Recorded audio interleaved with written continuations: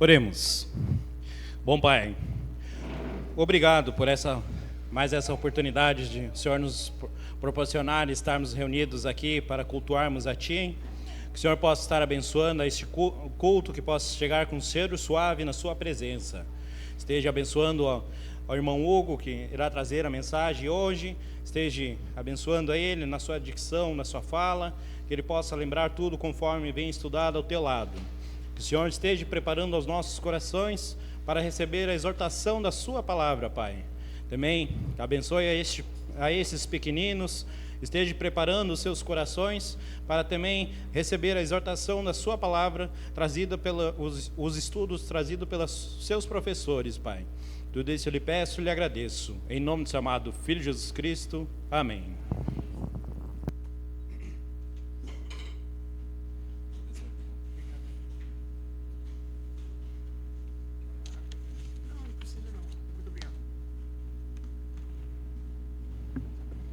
Boa noite, irmãos. Os irmãos escutam bem, né? Irmãos, vamos aproveitar a oração que o irmão já fez em favor do pregador e vamos abrir as nossas Bíblias em Efésios, capítulo 1. Esse será o texto que nós iremos meditar esta noite. Efésios capítulo 1, os 14 primeiros versículos serão objetos da nossa atenção nesta noite.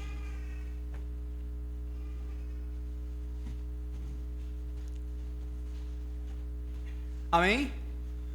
O tema da nossa mensagem esta noite é o louvor à obra da salvação realizada pela Trindade. Com Trindade, nós queremos nos referir às três pessoas que compõem a Santíssima Trindade: o Deus Pai, o Deus Filho e o Deus Espírito Santo. Mas antes que nós possamos fazer a leitura do nosso texto, quero iniciar com a introdução à nossa carta. Nós estamos lidando com a carta de Efésios e nós podemos já anunciar que o autor desta carta é o apóstolo Paulo. O próprio versículo 1 já inicia dizendo: Paulo, apóstolo de Jesus Cristo, pela vontade de Deus, aos santos que estão em Éfeso e fiéis em Cristo Jesus. O apóstolo Paulo, ele escreveu esta carta estando na prisão. É por isso que essa carta está juntamente com as demais que compõem as cartas da prisão. O apóstolo Paulo, estando preso, direcionou essa carta por meio de um mensageiro, esse mensageiro sendo Tíquico. Os destinatários desta carta são os cristãos numa região chamada Éfeso. Essa região, para os irmãos associarem com a atualidade, está exatamente na atual Turquia, ali naquela região da Ásia. Então, o apóstolo Paulo direcionou esta carta por mãos de Tíquico à região da Ásia Menor, que fazia parte de uma cidade que daquela região da Ásia Menor era uma cidade proeminente, era uma cidade destacada, reconhecida como uma espécie de capital da Ásia Menor, tamanha a sua importância naquele tempo.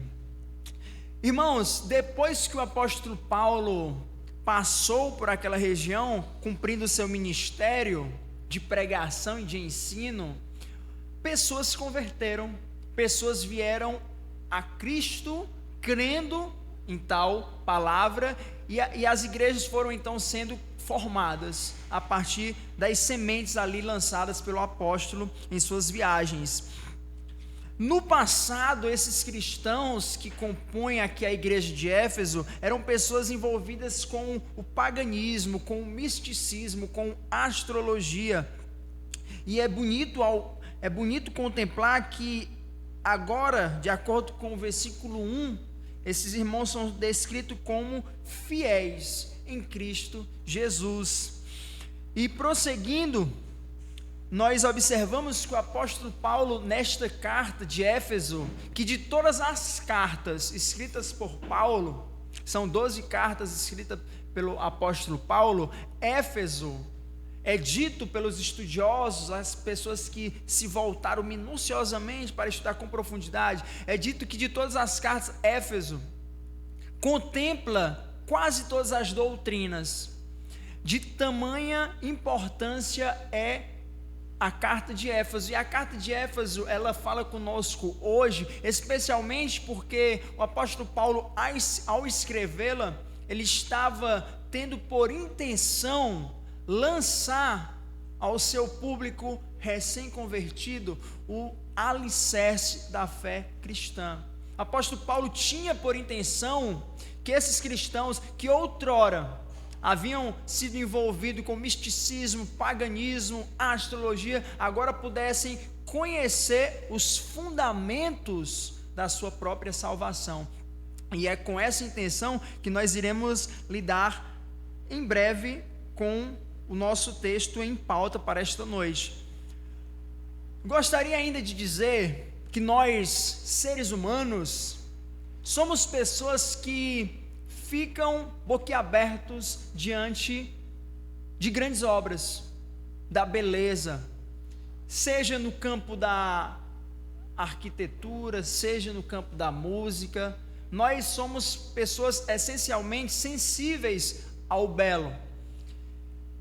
E partindo dessa analogia, eu gostaria que nós refletíssemos qual deveria ser então a nossa admiração diante não de uma obra feita por um homem ou uma mulher de modo magnífico, esplendoroso, mas muito além do que isso, mais uma obra que foi realizada por ninguém menos e ninguém mais do que o nosso próprio Senhor Deus, representado nas três pessoas que compõem a Santíssima Trindade. Então, é isso que nós iremos direcionar a nossa concentração esta noite, para contemplar a obra da salvação que é realizada por cada pessoa que compõe a Santíssima Trindade. Irmãos, nós podemos já deduzir, conforme as minhas palavras, que esta exposição ela terá 3 divisões básicas, porque nós sabemos que nós temos 3 pessoas na Santíssima Trindade. Então, eu gostaria que os irmãos já pudessem visualizar o nosso primeiro bloco de versículos. O versículo de 3 ao versículo 6, nós podemos conferir aqui, meus amados, o louvor à obra realizada por Deus Pai. E de modo bem específico, para ficar bastante fácil de nós compreendermos e visualizarmos, faremos uso aqui desse slide, e nós poderemos ver no versículo 3 que Deus Pai nos abençoou. Deus Pai nos abençoou. Leiamos o versículo 3 que diz: Bendito o Deus e Pai de nosso Senhor Jesus Cristo, o qual nos abençoou com todas as bênçãos espirituais nos lugares celestiais em Cristo. Paulo louva a Deus Pai por ele ter abençoado os cristãos com todas as bênçãos espirituais nos lugares celestiais. Devemos entender esse termo abençoou como uma ação divina já cumprida, com a ação divina já realizada. Por meio do estudo do verbo no grego, nós podemos observar que essa ação ela já é tida por cumprida. Irmãos, Deus, ele já nos fez prosperar em relação à vida espiritual, em relação à vida na perspectiva sobrenatural. Não é algo que Deus fará, mas é algo que Deus já fez por nós.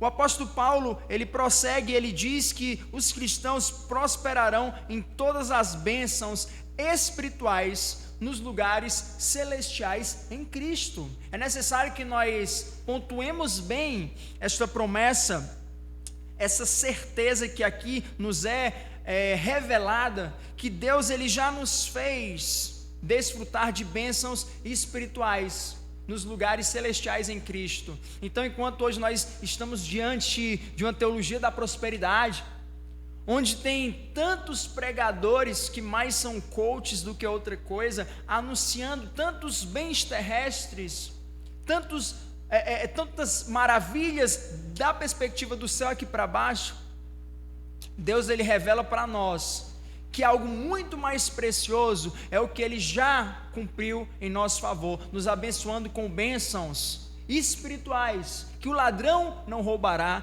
que a traça não irá denegrir, que está assegurado debaixo da proteção do próprio Deus. Então, meus amados, de tudo que nós podemos pegar aqui, no versículo 3, saibamos que essas bênçãos não é algo que Deus fará, mas algo que Deus já cumpriu para todos nós que somos seu povo, que somos cristãos. O versículo 4 prossegue e diz que Ele, Deus Pai, nos elegeu. Versículo 4 diz, eu peço então que você possa acompanhar, Efésios capítulo 1, versículo 4, como também, e o versículo 4, ele é uma continuidade do versículo 3, a pessoa em destaque no versículo 3 é o Deus Pai. O versículo 4 então prossegue, como também nos elegeu nele, antes da fundação do mundo, para que fôssemos santos e irrepreensíveis diante dele em amor. Paulo nos diz que Deus Pai nos elegeu. Devemos entender essa palavra elegeu como o ato de selecionar, como o ato de escolher para si. Mas ainda há um aspecto interessante nessa seleção. Essa seleção, ela se dá entre muitos. Dentre muitos, Deus escolheu um grupo específico, e isso cumpre então a chamada eleição. Assim como de uma grande multidão, Deus escolheu apenas 12 para ser aquele que iriam ser os seus discípulos. Essa mesma ilustração nós podemos observar para entendermos essa palavra eleição, que é justamente a mesma palavra lá daquele outro contexto aqui mencionado. Deus nos elegeu nele antes da fundação do mundo. Irmãos, a finalidade da eleição, ela também é descortinada aqui para nós. O texto diz que Deus não somente nos elegeu, mas o texto também expõe o para quê. Qual o propósito? Qual a finalidade? O texto diz que a finalidade é para que fôssemos santos e irrepreensíveis diante de Deus Pai. O termo santo deve ser entendido como sem culpa moral, e o irrepreensível como sem defeito moral. Os cristãos foram escolhidos por Deus e para Ele mesmo. Fomos escolhidos por Deus e para Ele mesmo, dentre muitos, para que pudéssemos andar de forma agradável, de forma santa diante de seus olhos. Isso os cristãos de Éfeso precisavam saber, e é algo que nós, hoje, em 2025, igualmente precisamos saber. Prosseguindo, meus amados, o versículo 5, nós observamos a descrição da terceira ação cumprida por Deus Pai. Deus Pai nos predestinou. Observe comigo a leitura. E nos predestinou para filhos de adoção por Jesus Cristo, para si mesmo, segundo o beneplácito de sua vontade. Paulo nos diz que Deus Pai predestinou os cristãos para filhos adotivos. Como que aqui sequer foi mencionado que era Deus Pai? Mas se é mencionado que um Deus predestinou cristãos para serem seus filhos, então fica óbvio que a pessoa aqui continua sendo o Deus Pai. Irmãos, esse termo predestinou foi uma ordem já emitida desde a eternidade. Desde a eternidade. Antes que houvesse queda, antes que o primeiro casal tivesse transgredido na eternidade, antes que houvesse ser humano, antes que houvesse tudo que podemos contemplar na natureza, os animais, a criação, Deus já havia feito um planejamento, e nesse planejamento de Deus, Deus havia predestinado aqueles que por meio de Jesus Cristo seriam feitos seus filhos adotivos. Isso tudo, irmãos, é a própria palavra de Deus que diz. Isso só ocorreu por meio de Cristo. Deus realizou isso, ainda o texto nos diz, segundo o beneplácito de sua vontade. Em outras palavras, Deus fez isso porque Ele quis. Deus fez isso porque Ele quis. E no planejamento de Deus, no seu querer eterno, Deus determinou que seria por meio de Jesus Cristo. Então, é importante que nós passemos por essas duas palavras, eleição, predestinação, que para alguns cristãos são palavras difíceis de compreender. Eu me recordo que em Santa Catarina eu fui pregar numa igreja com um convidado, e eu já tinha uma mensagem preparada, e levei então Efésios capítulo 1, e depois o pastor que me levou, ele falou: rapaz, mas você falou sobre eleição e predestinação, o pastor não acredita na eleição. Aí eu, poxa, mas será que ele entendeu a mensagem? Porque quem escreveu essas palavras não fui eu, foi o apóstolo Paulo, e inspirado por Deus. Não é verdade, meus irmãos? Eleição está no versículo 4, predestinação está no versículo 5. Então, olha só a importância de conhecermos bem a palavra do nosso Deus, não é verdade? Para que nós saibamos que não é porque fulano de tal disse, mas porque Deus disse, e porque Deus disse é a verdade. Amém? Irmãos, então, como eu mencionei, nós estamos observando aqui o louvor, a obra da salvação. Nós estamos falando sobre a salvação, e nós estamos, desde o momento que eu iniciei aqui a explicação do texto, descrevendo o que Deus Pai cumpriu. Deus Pai nos abençoou, Deus Pai nos elegeu, Deus Pai nos predestinou. E nos deparamos com o versículo 6. O versículo 6 é o para quê? O propósito.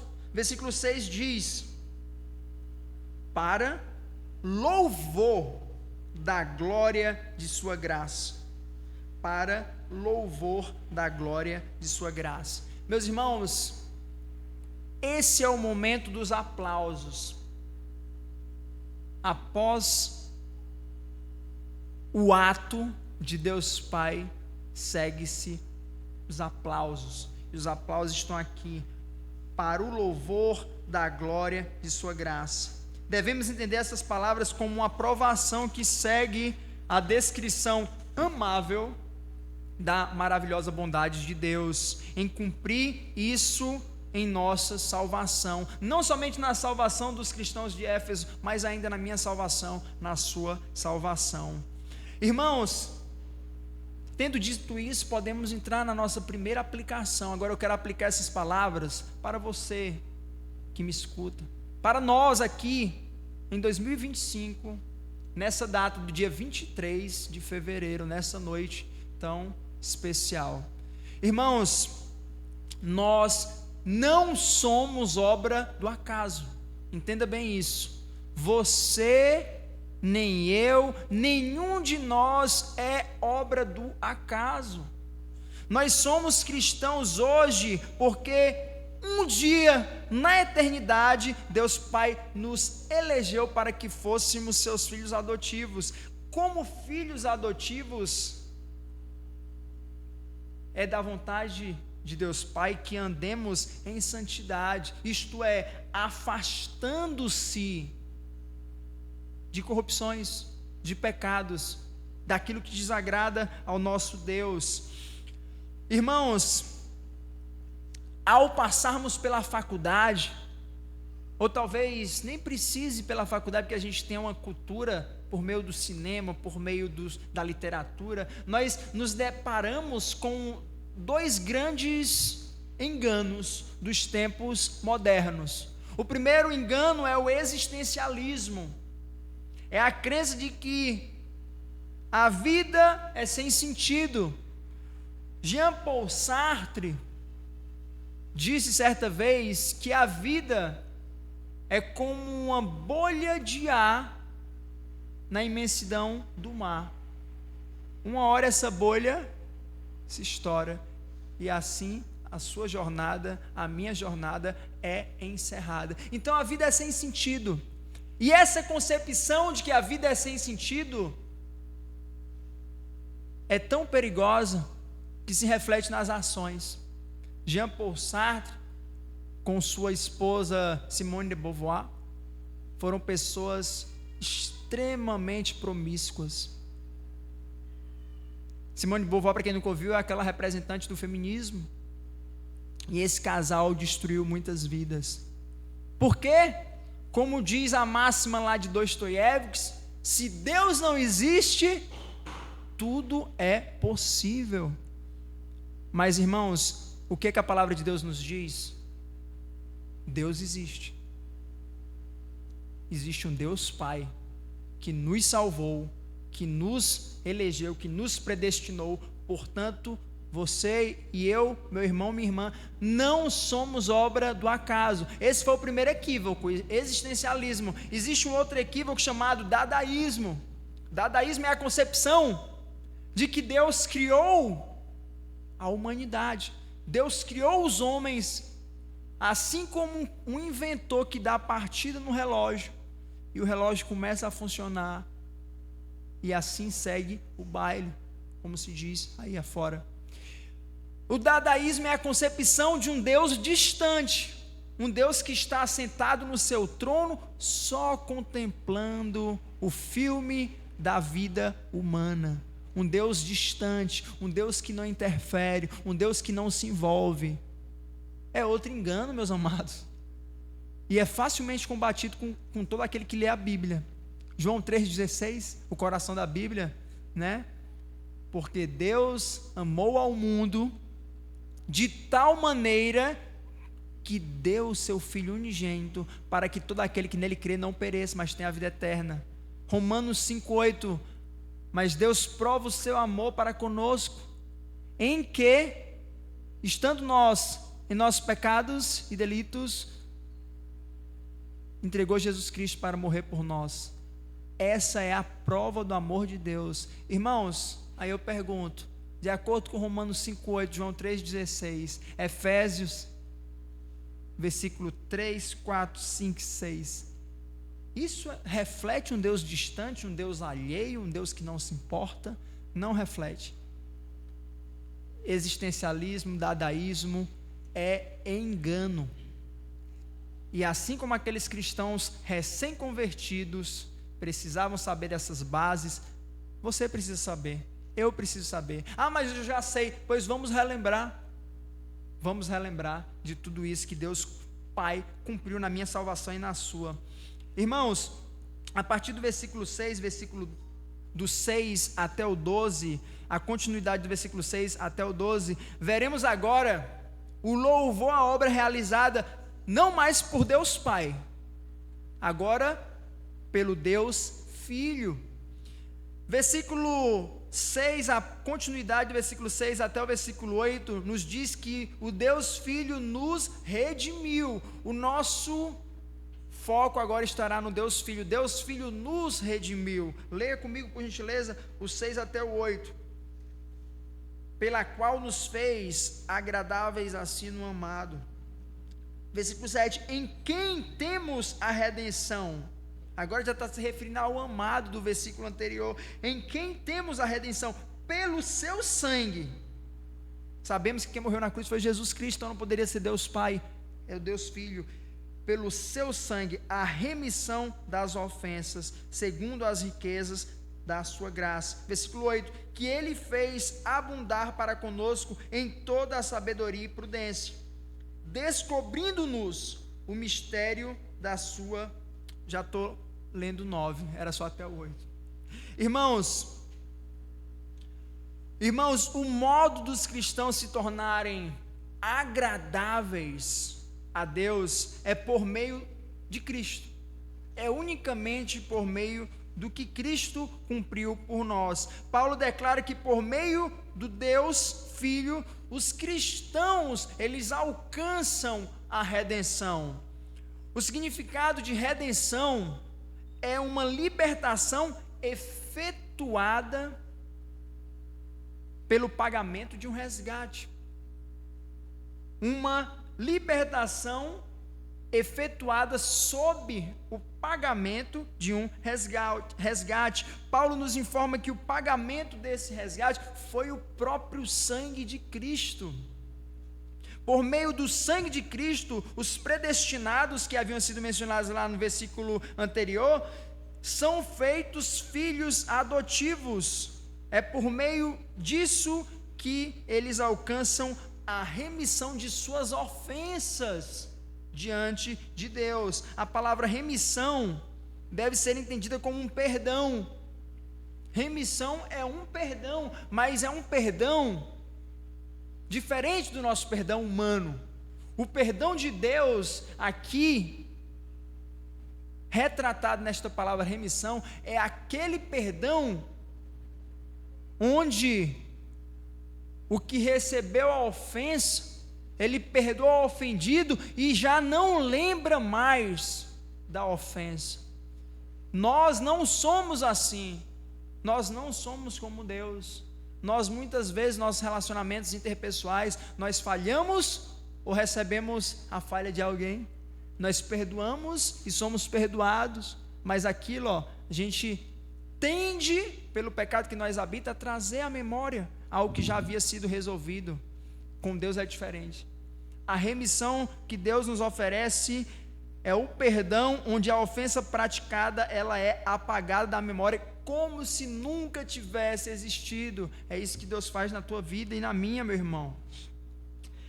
Essa obra realizada reflete a profundidade da graça de Deus. A graça de Deus, o favor imerecido de Deus ao pecador é algo profundo, é algo que exige profunda reflexão para que sintamos, compreendamos o ato que Deus cumpriu em nosso favor. Irmãos, Deus Pai fez com que essa graça que está sendo mencionada no versículo 8 abundasse em toda sabedoria e em toda prudência. Irmãos, prosseguindo, versículo 9 ao 10, podemos mencionar o seguinte, os irmãos podem ver aqui: Deus Filho nos revelou o mistério da vontade de Deus Pai. Deus Filho nos revelou o mistério da vontade de Deus Pai. Leia comigo, por favor, versículo 9 e 10 da sua Bíblia. Não está aparecendo aqui por alguma razão, mas eu passei o slide, viu? Ah, tá aí. Chegou. E chegou já com o spoiler das outras partes. Está perdoado aí, viu? Versículo 9 e 10. Deus Filho nos revelou o mistério da vontade de Deus Pai. Leia comigo, irmão, versículo 9 e 10. E descobrindo-nos o mistério da sua vontade, segundo o seu beneplácito que propusera em si mesmo, de tornar a congregar em Cristo todas as coisas na dispensação da plenitude dos tempos, tanto as que estão nos céus como as que estão na terra. Por meio da obra do Deus Filho, o Deus Pai manifestou o mistério da sua vontade. O mistério que é congregar, em outras palavras, é reunir no Deus Filho todas as coisas. E isso quando? Na dispensação da plenitude dos tempos. Esse termo plenitude dos tempos é uma expressão técnica, uma expressão teológica de profundidade, mas em outras palavras, esse termo plenitude dos tempos simboliza, representa a última fase do plano redentivo descrito nas Escrituras. O plano de Deus Pai é tornar a restaurar, tornar a congregar toda a ordem do universo que havia sido afetada pelo pecado, e Deus vai cumprir isso por meio de quem? Do Deus Filho. Paulo, ao mencionar céu e terra, aqui no versículo 10, ele deixa evidente que essa restauração, meus irmãos, ela será uma restauração abrangente. Essa restauração, ela abrangerá o domínio dos homens e também o mundo espiritual. Será uma restauração completa. E essa restauração se dará por meio do Deus Filho. Irmãos, o versículo 11 nos diz que o Deus Filho, ainda prosseguindo, o Deus Filho nos fez herança por meio dele. Versículo 11. O Deus Filho nos fez herança por meio dele. Olha só o que diz, versículo 11: nele, esse nele aqui está se referindo a Jesus, nele digo, em quem também fomos feitos herança, havendo sido predestinados, novamente a palavra predestinado aqui sendo trabalhada, havendo sido predestinados conforme o propósito daquele que faz todas as coisas segundo o conselho da sua vontade. Paulo declara que por meio do Deus Filho, eu, você, todos os cristãos de todas as culturas e épocas, eles foram feitos herança. Em outras palavras, os cristãos, eles foram feitos posse particular a um proprietário, esse proprietário sendo Deus Pai.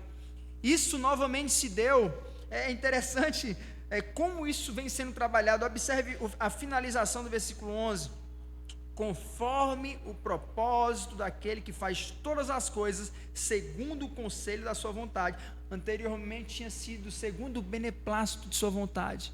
Aqui é com uma mínima modificação, segundo o conselho da sua vontade. É dito de modo bem claro e enfaticamente, porque é repetida essa ideia de que Deus ele fez isso, meus irmãos, e Deus ele fez isso conforme ele quis. Nós aqui observamos a soberania de Deus. Deus é um Deus soberano. Ele age, ele não pede permissão para agir. Não, Deus é soberano.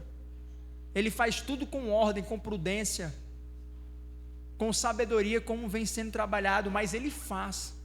Ele é soberano e ele faz segundo a sua própria vontade, o seu próprio querer.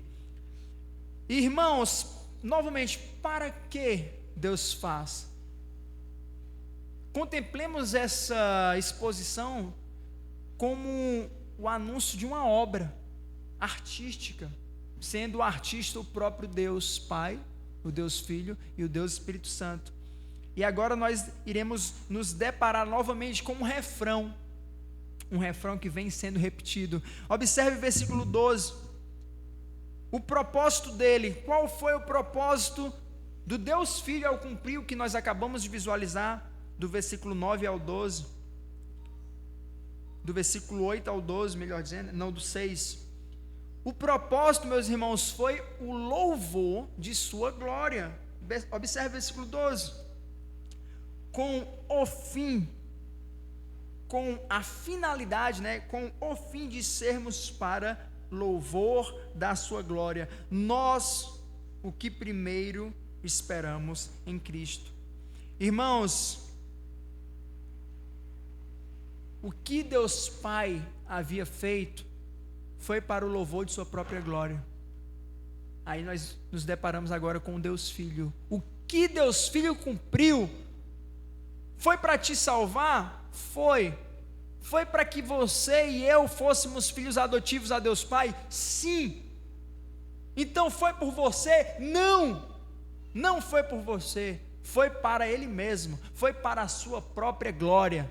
Tudo que Deus faz, meus irmãos, nos atinge pela sua graça, mas não é porque você é bonito demais, não. Não é porque você é especial demais, não. Como tem aquele pregador que fala, lindo, não é porque você é lindo não, é porque Ele fez para a sua própria glória. Ah, mas Deus é egoísta? Não, porque egoísmo é pecado, e Deus é santo. Deus não é egoísta, mas tudo que Deus cumpre é para a sua glória. Tem aquela música Above All, como é o nome dele, aquele cantor, Above All, Michael W. Smith, muito obrigado. Essa música tem um erro teológico no inglês, mas foi corrigido pela versão da Aline Barros. Ele fala acima de tudo, above all. Aí sai dizendo, Deus fez isso, pensando em mim. Errado, equívoco. Falta o Michael W. Smith estudar teologia, porque ele cometeu um erro, e não foi só esse não, tem muitos outros erros que ele comete também. Mas, irmãos, a Aline Barros, ao trazer para o nosso idioma português, ela corrigiu, que ela fala que Deus nos amou. Aonde lá o Michael incluía, porque Deus fez pensando em mim, ela fala, nos amou. E Deus nos amou? Nos amou. Mas o fato dele nos amar impediu que fosse para a sua própria glória? Não, foi para a sua própria glória. E é o que a Bíblia diz. E esse refrão, eu já vou dar um spoiler, esse refrão ele vai se repetir uma terceira vez. E na terceira vez, os irmãos verão mais uma vez que não foi por você, não foi por mim, foi para Ele mesmo, para a sua própria glória. E eu já convido os meus irmãos a pensar aqui a segunda aplicação relacionada à nossa segunda divisão da obra realizada por Deus Filho. Irmãos, a nossa dívida com o pecado, ela já foi paga por Jesus, e o preço foi o seu próprio sangue. Como que Deus não iria nos amar se Ele nos deu o seu bem mais precioso, que era o seu próprio Filho unigênito? Irmãos, a morte de Jesus na cruz foi o meio escolhido por Deus para nos comprar, para nos fazer propriedades pertencentes a Ele. Se nós somos, conforme o versículo 11, herança dele, fomos feito herança de quem? Herança dele, por meu Deus Filho fomos feito herança de Deus Pai. Então eu quero dizer uma coisa, você não pertence mais a você mesmo, você é uma propriedade particular. E quem é o proprietário? É Deus. O proprietário é Deus, certo? É muito comum jogadores de futebol postarem a seguinte frase: I belong to Jesus. Quem nunca viu essa frase aqui? I belong to Jesus. Eles levantam a camisa e botam eu pertenço a Jesus, é a tradução. Eu pertenço a Jesus. Quem nunca viu 100% Jesus? Mas, irmãos, nós nos deparamos com tanta hipocrisia. Eu pertenço a Deus. Se nós pertencemos a Deus, o modo como nós vivermos testificará a esse respeito. E como são personalidades públicas, nós sabemos que muitos desses que dizem I belong to Jesus, eu pertenço a Jesus, não pertencem a Jesus coisa alguma, eles pertencem a eles mesmos. Tem uma poesia de William Henry, eu acho que agora já não estou entendendo a minha própria letra, mas o nome inicial é William, certo? Ele escreveu uma poesia chamada Invictus.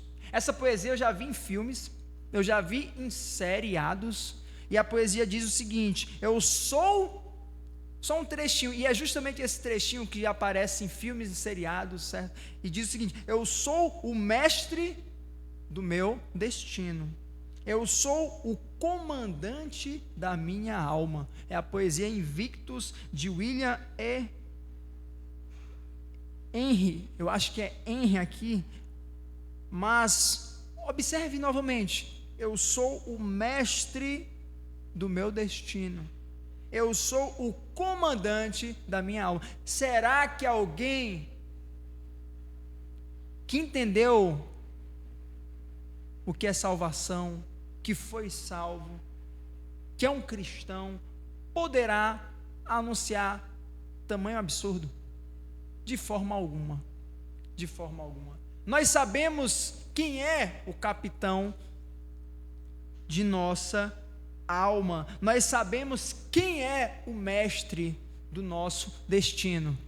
E nós sabemos, eu sei que não sou eu, mas é o Deus a quem eu pertenço. Então, irmãos, nós mencionamos aqui nesses últimos versículos o modo como Jesus Cristo nos fez filhos adotivos, o modo como Jesus Cristo nos fez herança ao Deus Pai. Foi morrendo na cruz, foi derramando seu sangue para que pudéssemos ser remidos.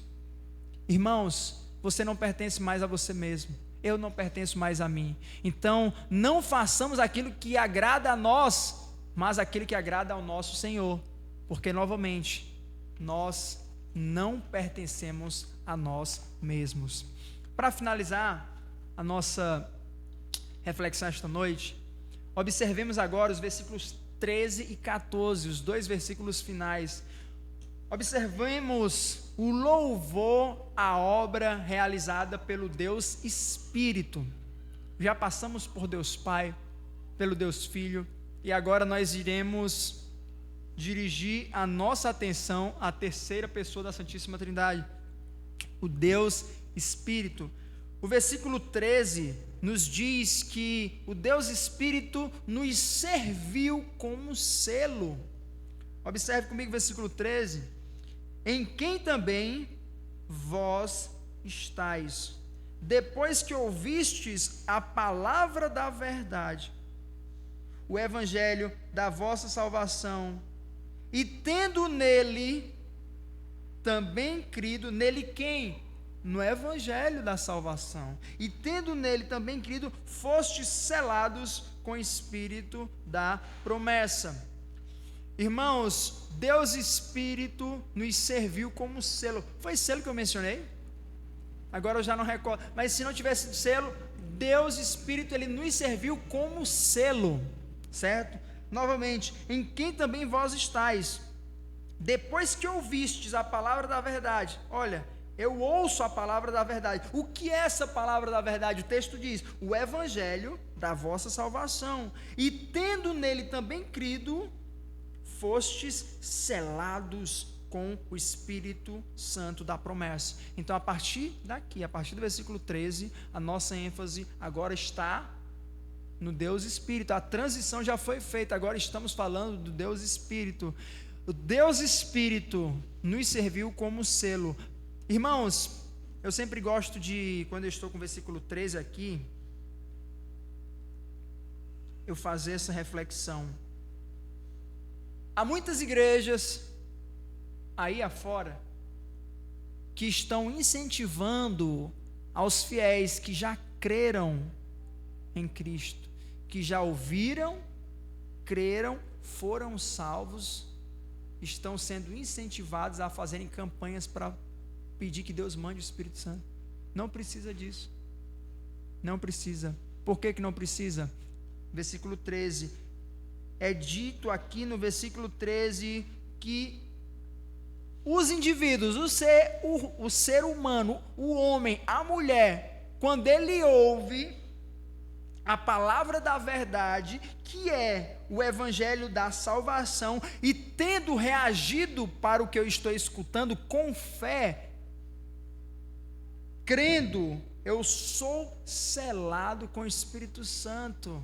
Então, qual é o momento que o cristão recebe o Espírito Santo? No dia em que ele crê. Não precisa fazer campanha de oração para receber o Espírito Santo. Você creu verdadeiramente em Cristo? Crie, pois é a palavra de Deus que diz que você já foi selado com o Espírito Santo. Parece algo tão claro para nós, mas tem tanta gente criando tantos problemas, ensinando um evangelho que não é o evangelho de Deus. Amém, irmãos? Mas vamos voltar aqui para a nossa ênfase. A nossa ênfase é que o Espírito Santo, ele é o selo. Paulo declara que quando uma pessoa, ela ouve e crê, ela é selada com o Espírito Santo. Precisamos entender aqui o que é esse selo. Irmãos, o apóstolo Paulo, ele está falando aqui no período romano. O apóstolo Paulo era um cidadão romano. Naquela cultura greco-romana, essa questão de selo já era algo bastante claro para eles, mas nós estamos em 2025, muito tempo depois deste primeiro século aqui. Então entendamos aqui a ilustração, a metáfora que o apóstolo Paulo está construindo. Era comum naquela época as pessoas enviarem cartas, declarações, elas colocavam dentro do envelope, que naquele envelope vermelho que você está vendo ali atrás, e alguém de autoridade que tinha um anel selava aquele envelope. O ato de selar estava declarando o seguinte: eu, o proprietário, estou transferindo autoridade para este envelope, por meio do meu selo. Irmãos, Deus nos diz aqui em sua palavra que o Espírito Santo é este selo que foi posto em minha vida e na sua vida, em todo aquele que crê. O Espírito Santo é este selo. Este gesto representa que a autoridade divina foi atribuída a nós. Atribuída a nós.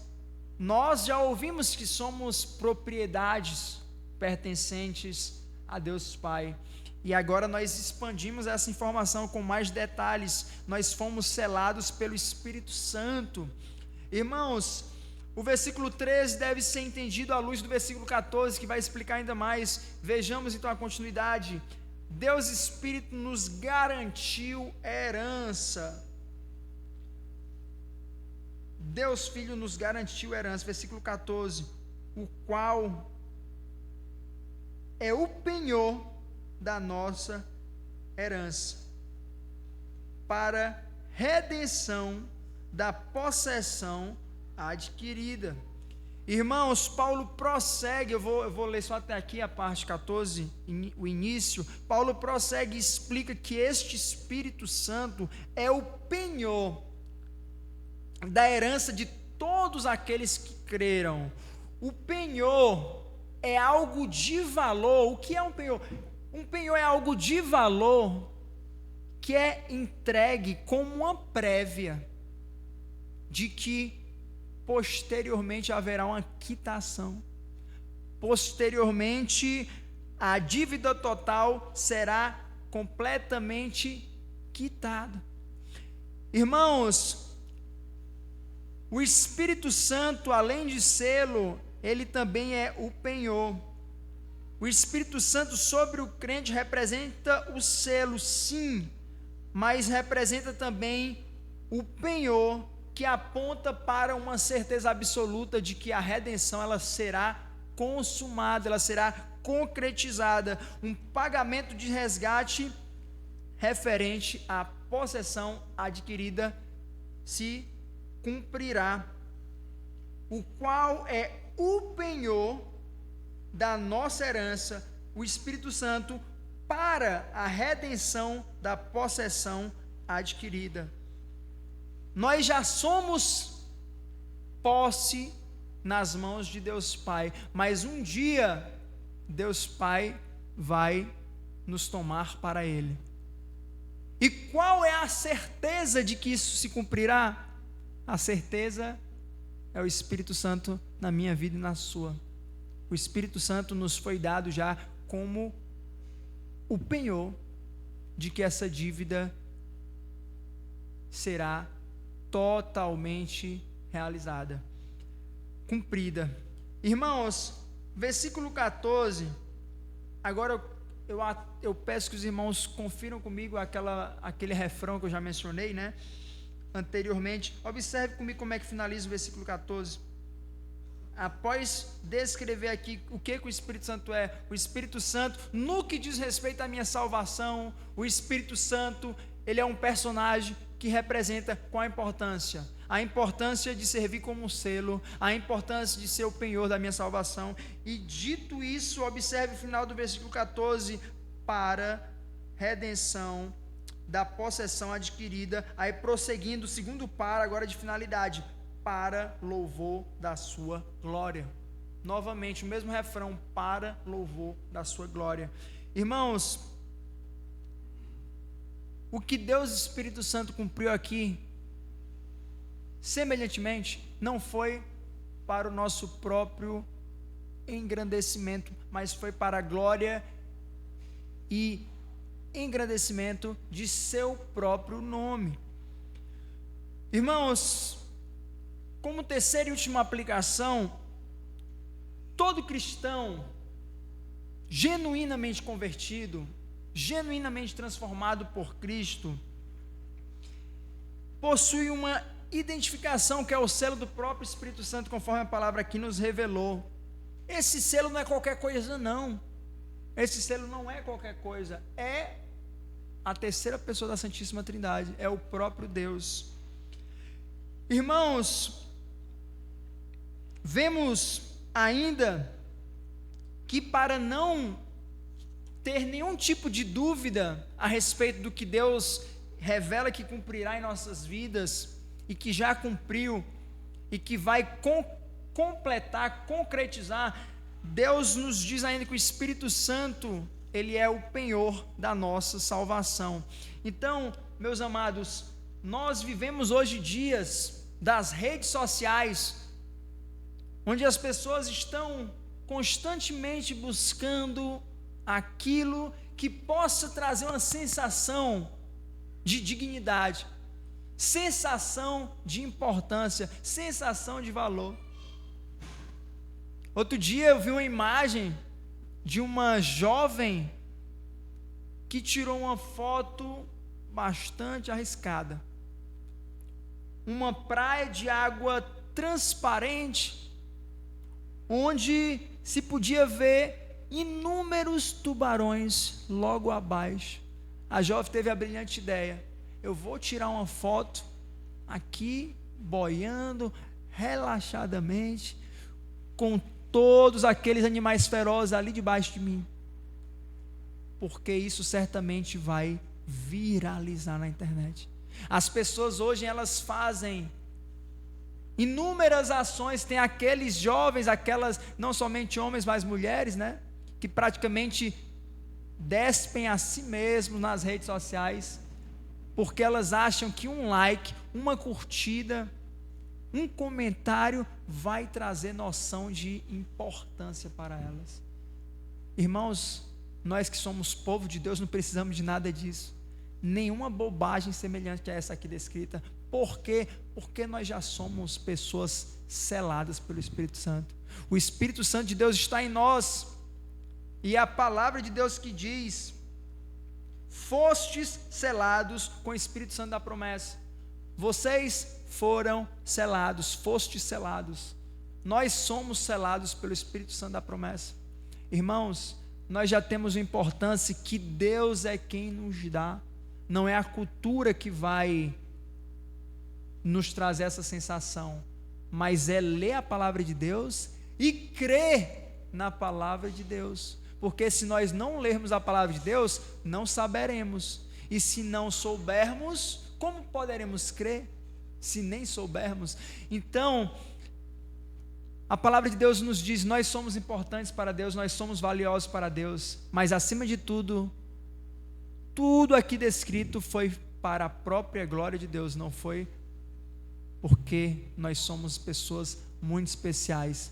Pelo contrário, nós somos miseráveis pecadores, e um Deus grandioso, gracioso, bondoso, misericordioso foi que atribuiu a nós um valor que nós não tínhamos, mas esse valor que nós agora possuímos é um valor que Deus depositou sobre nós. Irmãos, conferindo aqui essa mensagem, o louvor à obra da salvação realizada pela Trindade, nós podemos, em conclusão, saber o seguinte: tem muitos cristãos que vivem amargurados, porque eles não possuem o carro que queria ter, eles não possuem a casa que queria ter, ou ainda não alcançou ambição tal ou tal ou tal. Pessoas que estão constantemente pedindo a Deus e esperando que Deus dê mais, que Deus dê mais, pessoas insatisfeitas. Tem muitos cristãos aí que só se achegam a Deus porque tem a concepção de que Deus é aquele que dá. Mas, irmãos, nós aqui que buscamos realmente um viver consagrado diante dos olhos de Deus Pai, saibamos o seguinte: nós não precisamos de muito mais para sermos felizes e contentes diante de nosso Deus, quando compreendemos aquilo que Deus já fez por nós. Isso aqui que foi descrito em Efésios capítulo 1, versículo 3 a 14, é aquilo que Deus já fez por nós.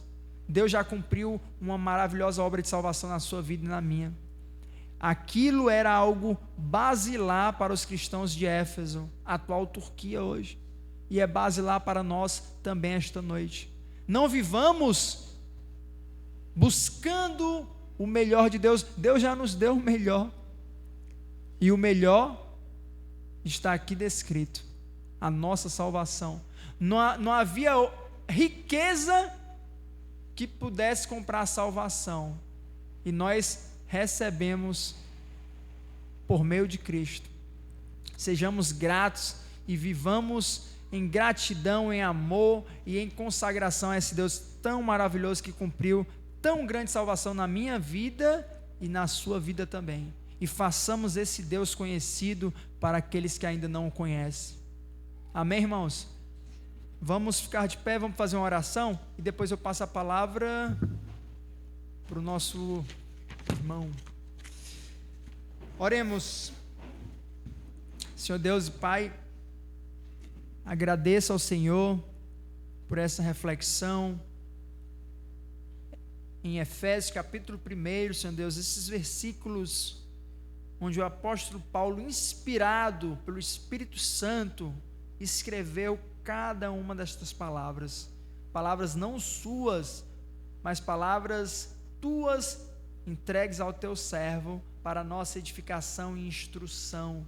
Abençoa a igreja de Cristo aqui presente, esse ministério bíblico aqui, Senhor Deus, na igreja de Bereia. Abençoa esses irmãos e irmãs que aqui escutaram essas palavras, que possam viver em conformidade com aquilo que aqui aprenderam esta noite, e que nós possamos viver para a tua glória, não para a nossa própria glória, mas para a tua glória, porque tu és um Deus que opera tudo o que há, como diz a tua palavra em Romanos 11, versículo 36, porque dele, e por ele, e para ele são todas as coisas. Então, Senhor Deus, continue a cumprir tudo para a tua glória, e nos usa como instrumentos para exaltarmos o teu nome, como João Batista certa vez diz, que o Senhor cresça e que eu diminua, que nós possamos diminuir e que o Senhor continue sendo exaltado, adorado, magnificado e proclamado até que Cristo venha buscar a tua igreja. Em nome de Jesus Cristo, nosso Senhor e Salvador. Amém.